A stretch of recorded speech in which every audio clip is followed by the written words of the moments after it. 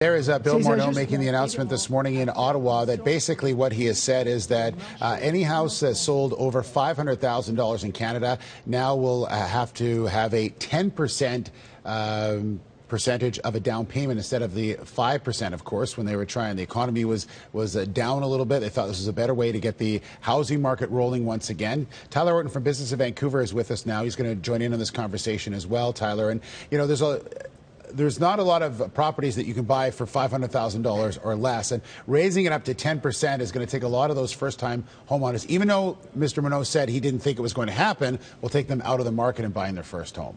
Yeah, absolutely. And just going forward, it's going to be interesting because what the government is also trying to do is protect the economy to a certain degree. Because right now, I mean, we've spoken about it a lot, Steve, like mortgage rates, they're at all-time lows. So it's very easy to get, you know, a low rate on your mortgage. But guess what? When you have to renegotiate this rate in maybe 5 years, it could be a lot more difficult, a lot more straining for a lot of these people that are getting in on the market right now. Maybe they're not making enough money annually to cover a renegotiated mortgage rate further down the road. So that's why a lot of what this announcement is pertaining to is that they're going to make sure that whoever is taking out mortgages, you know, for these homes, they're going to be able to pay them off. And we don't ever want to see like a Fannie Mae or Freddie Mac situation up here in Canada. I don't think we're at that kind of risk, you know, but, you know, we saw what happens down in the States when there's too many people taking out mortgages for homes that they just simply could not afford.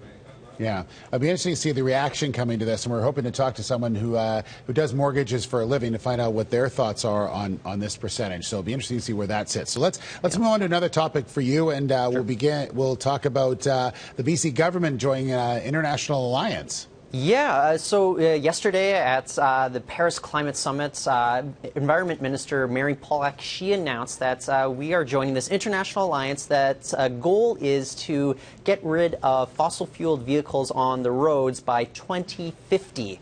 Now, instead, we want to have them replaced by the electric vehicles, hybrids, and hydrogen fuel cell cars. So it's a very ambitious target, 2050, and we're going to be joining other jurisdictions such as Quebec. That's the only other jurisdiction in Canada that has joined this alliance, as well as, say, California, Germany, other countries in the EU. So bringing it back to BC, so the government implemented rebate programs ranging from $3,000 to $6,000 for people that wanted to go ahead and buy electric vehicles or other green-powered vehicles. Since the second phase of this program was implemented, we've actually seen the number of electric vehicles sold in BC, that number has doubled. So it's gone from about 920-something to about 2,000. So there's definitely an appetite for that here in British Columbia.